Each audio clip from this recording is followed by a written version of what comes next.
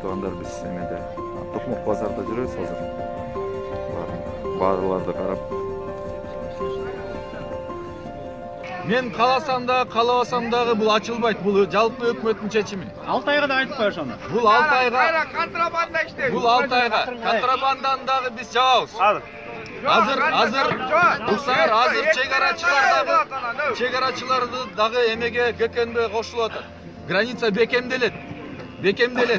Ошондой эле нерселерди биз токтотмоюнча азыр мына баары эмне үчүн бул уже июльдан баштап эле дайындалып келип атыптыр да. Июль айынан баштап элечи. Анан мейли малчылар кичине өзүнүн тиги карапайым мейли өзү акча жасап алсын, кичине баасы өсүп атат деп туруп, анан 500 чейин чыкканда уже бүттү бул мындай көбүнчө эл үчүн 500 сом деген бул аябай кымбат болуп кетти. Туура.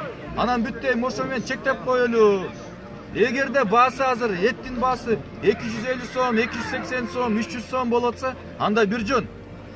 Эме Кудайга шүгүр дейли. Силерге деле жакшы эле болот. Азыр 380 сомго чейин чыккан 360ка эле түштү. 20 сомго эле түштү.